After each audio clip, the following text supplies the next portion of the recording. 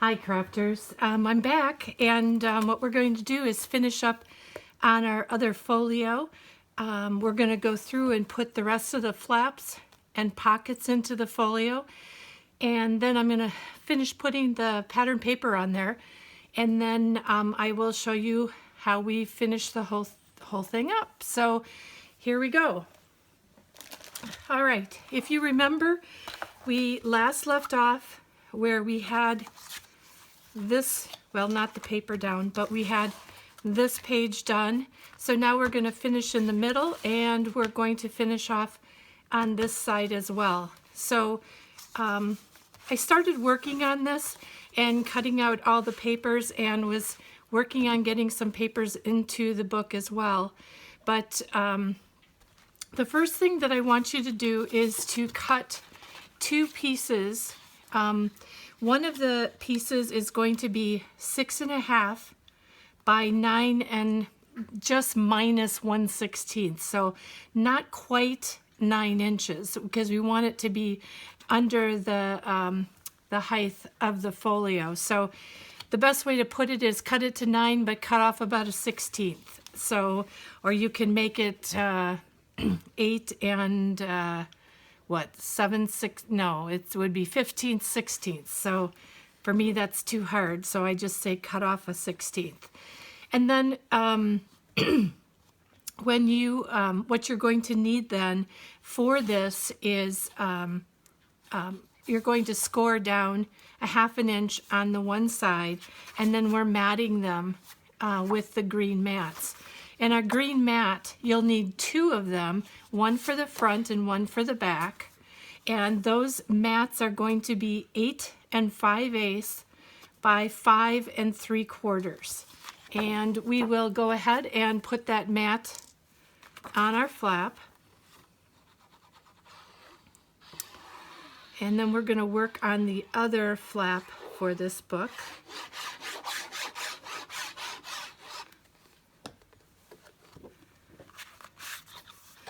I hope you're enjoying the nice weather. We are having wonderful weather here in Wisconsin, and just so enjoying the 60s, and actually it even got up into the 70s today. So just beautiful, wonderful weather. So now I have that matted. All right, and then our other flap that we're going to be doing is, this was cut at 7 1/4 by 9, and then just like minus a 1/16. Take that off so that you can make that just a little bit shorter than our page. Then we're going to cut 2 mats, and both mats are going to be 8 5/8 by 6 1/4. The one thing that's different with this page from the other page is we are going to score at a 1/2 inch, and then we're going to score over at a 1/4 inch, so it's at 3/4 inch. The first booklet that I made, I really needed a little bit more room in the flap, so this time around I gave it a little bit of a gusset. So you're going to score it at 6.5 and then another 1/4 inch, so 3/4 inch, and then that'll give us the gusset that we need for this page. And we'll put this on to our page. I tried to go through some of the processes with this book, and did some of the matting and things off screen, just because I'm not sure you really want to watch me just glue down mats and pages and all those kinds of things. And sometimes, quite honestly, you know, it takes me a while when I'm matting for pattern paper and things like that to look at things and see where I want everything to go. So I thought some of this matting I could do ahead of time in cutting. Let me know though if you have some other ideas on how you would like to have tutorials done in the future. So the next thing that we're going to do is I'm going to go ahead and I'm going to get this mat put onto this page, and I am going to do it like about a 1/16 of an inch away from the score line here. And what I usually do is I usually put it down flat, so the 1/4 gusset in there is down flat as well, and that way I can kind of see that everything is matching up the way that it's supposed to, and even and everything, because it's always a little bit more difficult to see these things. Well, it's not working. I thought it would. So, sorry, just need to do some dry fitting. It just helps with seeing where I'm at with everything. So what we're going to, ooh, I almost forgot. I want to miter these corners.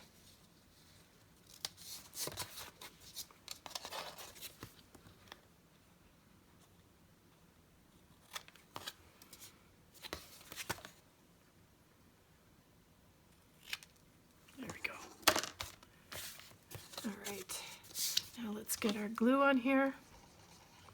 And you can use score tape if you prefer using score tape. I just like my art glitter glue, and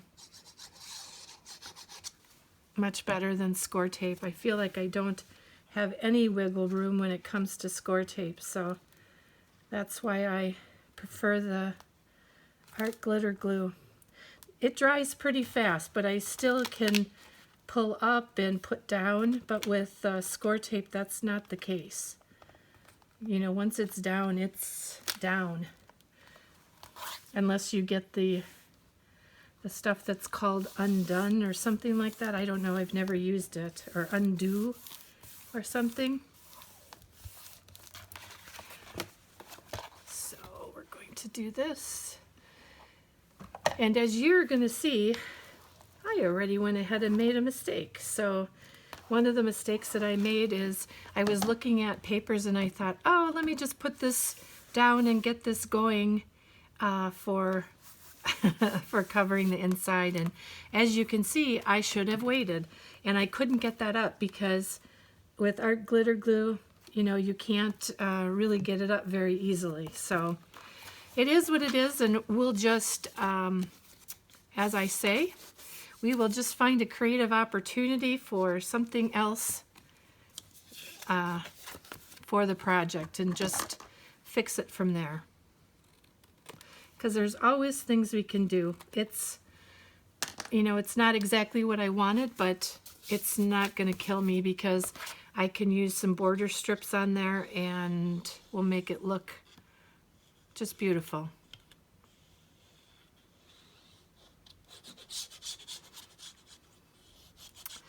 Alright, so now we're putting our other flap into our book, and again we're going to stay about a 1/16 of an inch away from that flap.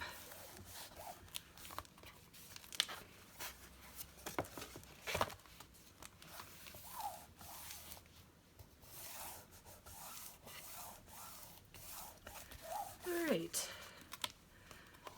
And again, that flap's going to show up where I don't really want it to show up, but it'll all be good. It'll work fine. But this will give us a little bit more room once we start getting all the different items on here. This is going to have a plain mat on here, but this will have pockets on this side.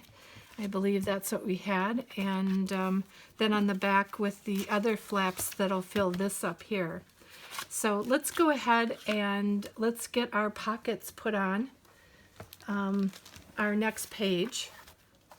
So what we're going to be doing is, I'm going to pull this out real quick. We'll see that we have a pocket here, but once we have this, we're going to be putting our, oh, I was thinking of the wrong thing. We're going to put our pockets on the front of here, and we'll mat those. But the other thing is that I want to get my ribbon on before I get any designer paper or anything else put down, so that I can put that around on the back. All right, so I've cut my ribbons for the back of the book, and this is again at 6.5. So we want to, halfway through it is going to be 6.5, yeah, 3.25. So that's right about where we're going to put our ribbon, and I'm putting it on the back to come around so that it has a little bit more strength from the cardstock, and that it won't pull away at our pattern paper. That's the reason why I'm doing it around through the back, because there's more weight when it comes to this part of the page. So let's get our score tape, and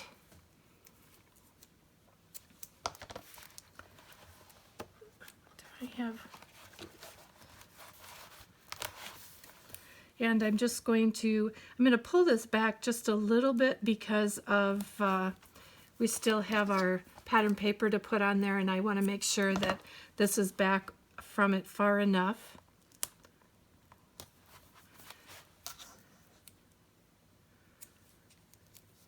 And I cut the ribbon pieces about 18 inches. And you know,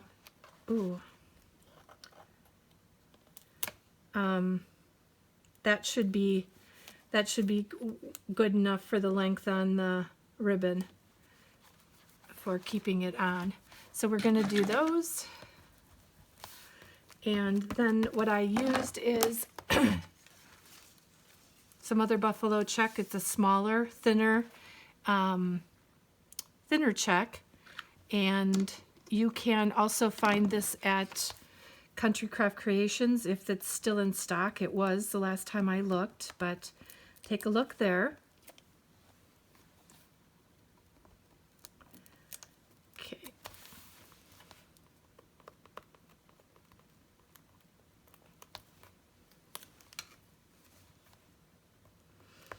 So is everybody working on their Christmas gifts and Christmas presents and things like that? I've got some videos that are going to be coming up with the 12 gifts of Christmas, and they're going to be simpler gifts. They're not meant to be ones that'll take you hours to make, but things that could be stocking stuffers or office gifts, different things like that. Just something that's fun, that is useful. So we've got our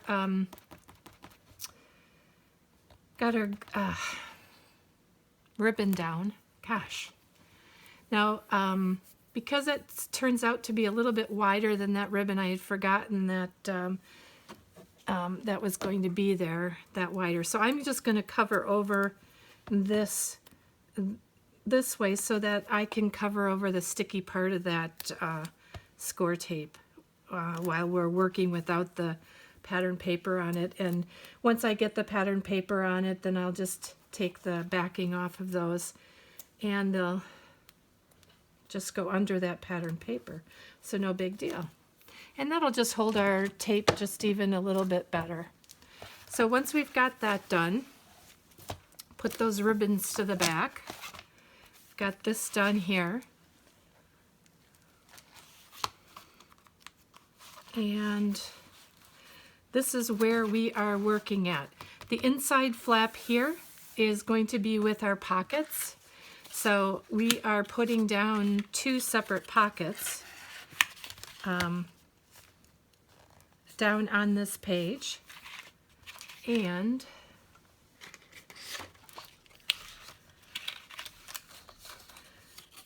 so for our pockets, as you can see, that they have a little bit of a gusset in them, so we're going to be doing some scoring. And the pocket is 3.5 inches by 6 7/8, and then you're going to score at 1/2 inch on both sides as well as on the bottom.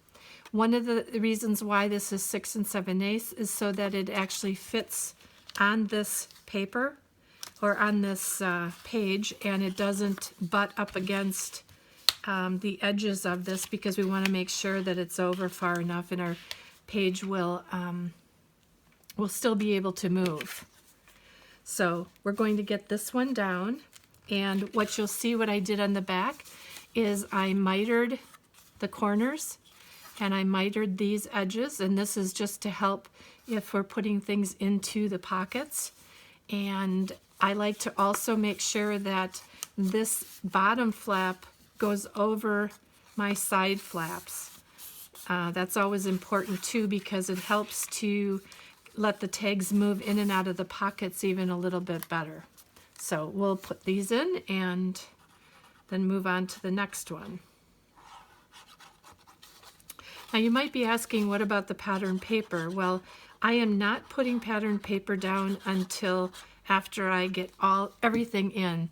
And part of the reason for that with this book is because of the fact that there's enough room in the edging and edges of my pocket and my page that I'll be able to slip the pattern paper down inside the pocket a little bit. Sometimes my measurements are so close that it really makes more sense to put pattern paper down and then put the pocket on top of it all the way. But this one I had great luck with doing it the other way. So we're going to put this down. I want to make sure and I'm going to put this almost right to the bottom and then closer to this edge, but still being outside the green matting, so that I know for sure my pattern paper will go inside this pocket very easily. And so then our next pocket is actually the very same size as the pocket below. And you can determine what you think is the best sizes for the pockets. You know, they don't have to be this width. Or the other thing that you can do is you can do a punch along here, makes them a little bit shallow, not so much shallow, but just more decoration on the page. For this one, I'm just going to leave it as is.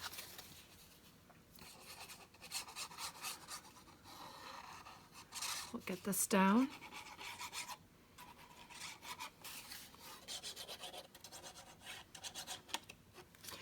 And you can measure it if you want to, but I'm just going to pretty much eyeball where I think I want it and be good to go.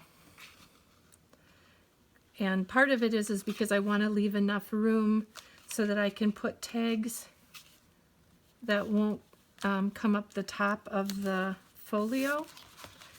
The only thing I want to make sure is I think I'm a little bit crooked on this.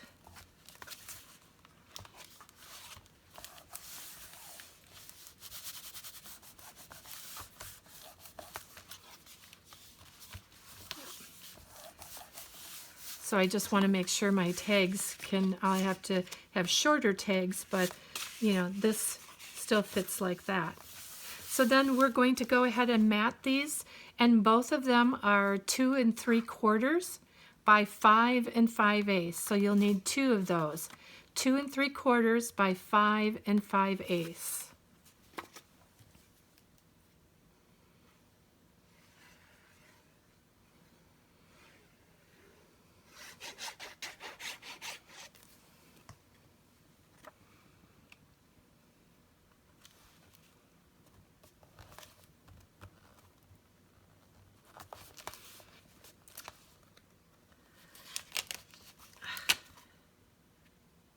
Over just a little bit more.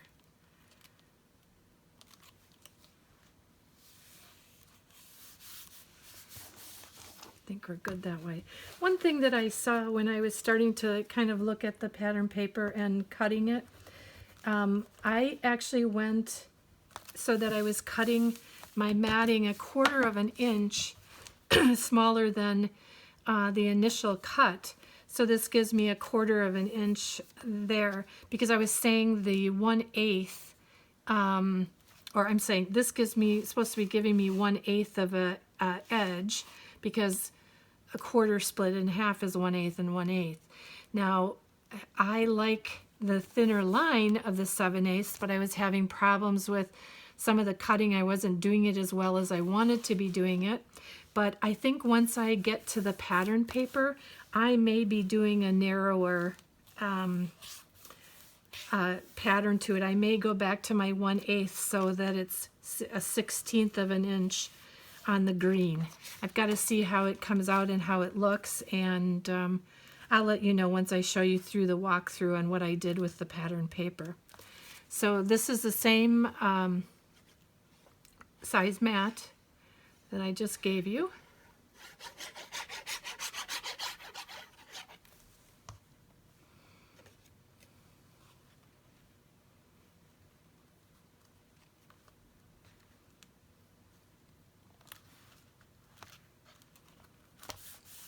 There we go. So now we have that down for this page, and need to make the mats for this. This will come over this way, and we will tie this ribbon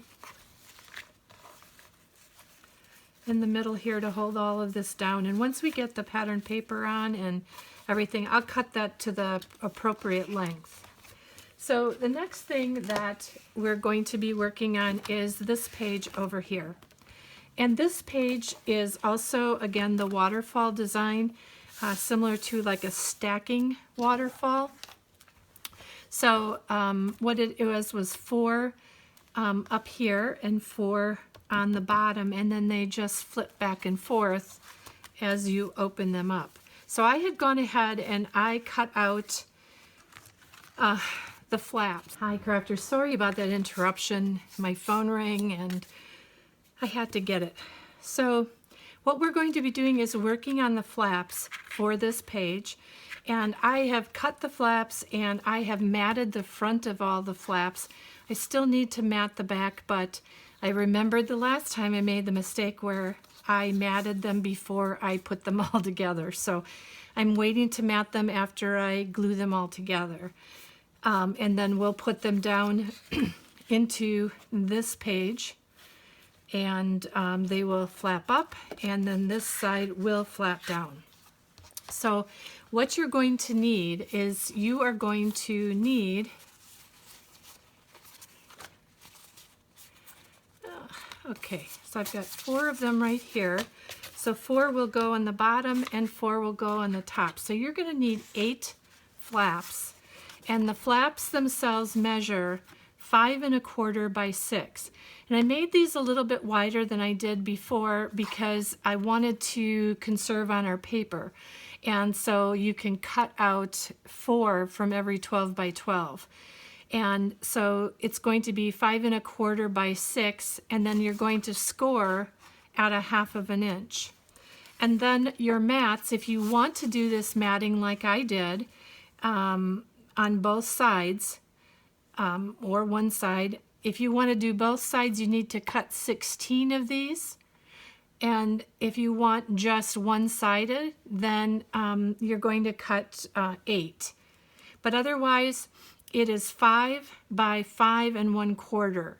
And that'll give you that 1/8 of an inch all the way around your matting. If you want less, then you're going to have to increase the matting size and just increase it by 1/8. So yeah, that'll be good. So let's just get these together, and I'm going to glue this together and then score this, and I will show you how we're going to put the flaps.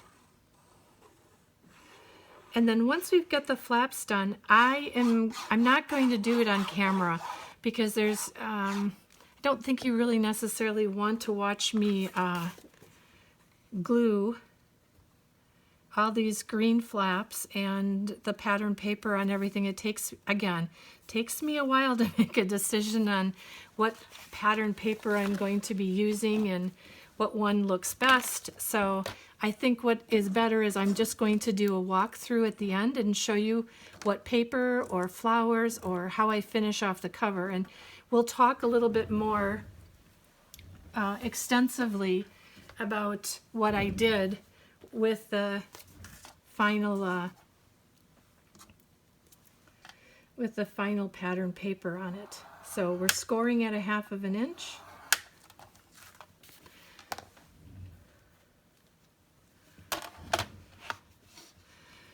And score there. Can burnish this down.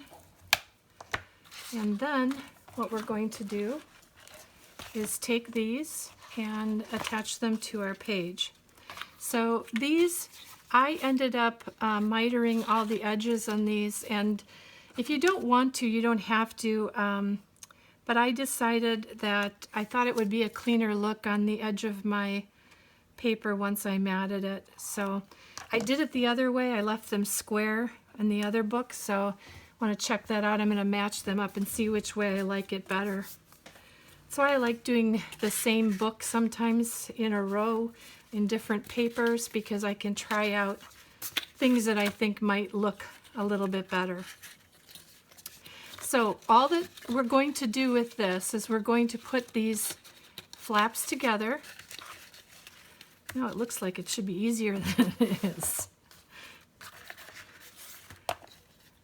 I even scored all of these. And the other thing is that you want to get them so that these ends are as even as possible, the bottom ends. And if there is any variance in the edges, that really should be up here because you can then have a nice clean edge along there. So I'm going to take my clothespins again. I'm going to get these evened up.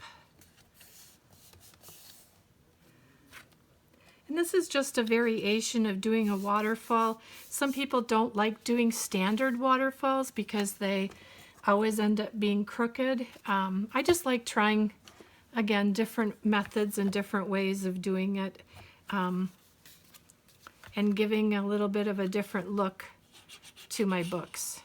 So I like a waterfall, and I found that my most successful way of doing a waterfall that is going down on the page is I cut out an extra sheet of paper that I lay it all out on, and that's the way I've been the most successful, at least for my waterfalls.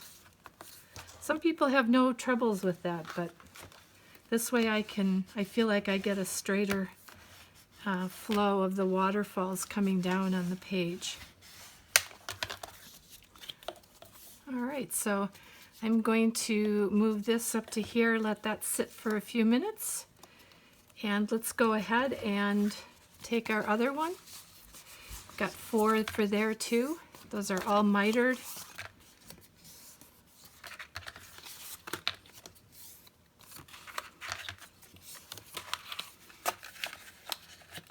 Put these all together.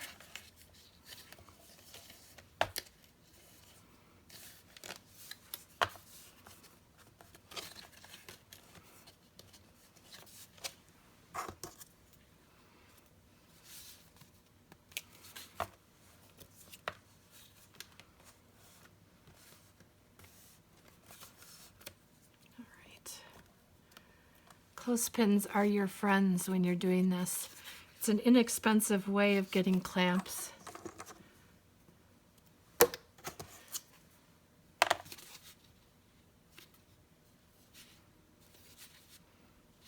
Okay, got that. So we're just going to go in between here.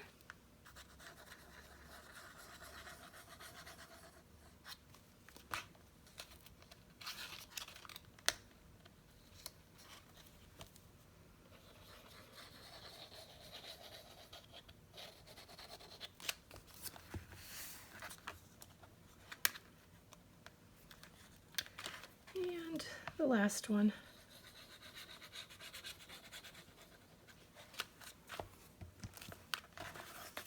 Okay, let's get that all stuck together. So all that glue moves in there. I'm gonna move that around to hold it onto there to make that hold that glue. We'll take our other set. This should be good. just run through here.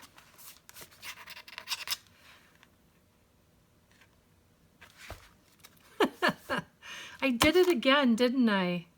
Oh my goodness.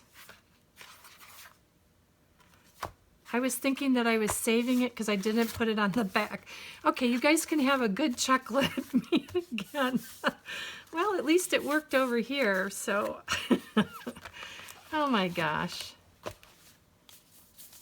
I'm really not that much of a dork, but I tell ya, when you do something for on the camera, it just seems to, that's the time that you make the most mistakes, or I make the most mistakes. Let's put it, not you, me. So I'm turning this around so that I can get a good visual on where my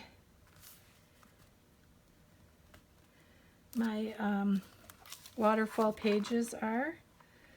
And I'm going to take these and put them fairly close to the top of the page. Maybe not all the way, but fairly close, and trying to get this as even as possible.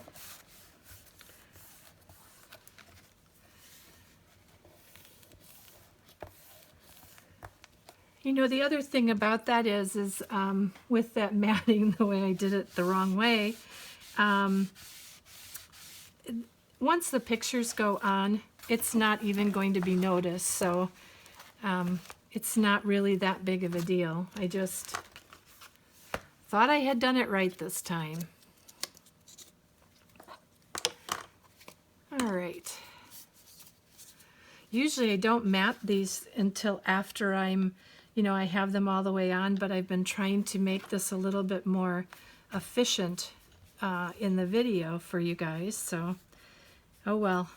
So now the next thing that I do is I just try to take the one that I have already put on, trying to get this matched up so that it's even side by side.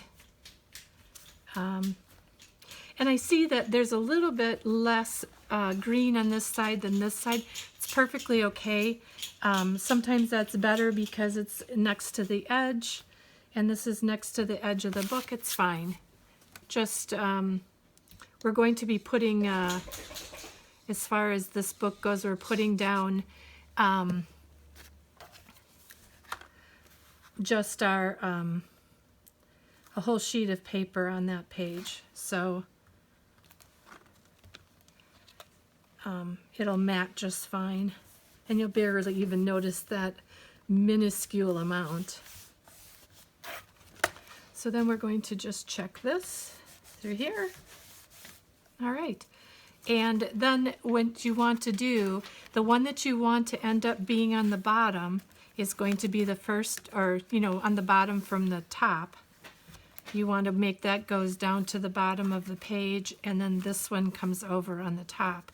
And this is where I had put one of the ephemera cards or cut-aparts on there, and that even helped to weigh that down a little bit. So.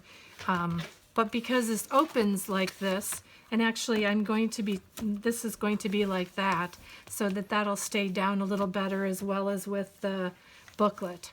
So the next step here is this is the folio. This is it all done, all the base of it. All I need to do is to put the pattern paper on there and figure it out from there. So I know you hear the dogs barking. Somebody's ringing my doorbell. I just wanted to get, I'm sorry the dogs are barking, I've got to go, but I'm going to mat all of this, and then I'm going to come back and we're going to do a little bit more thorough walkthrough of the whole project. So see you in a little while. Thank you.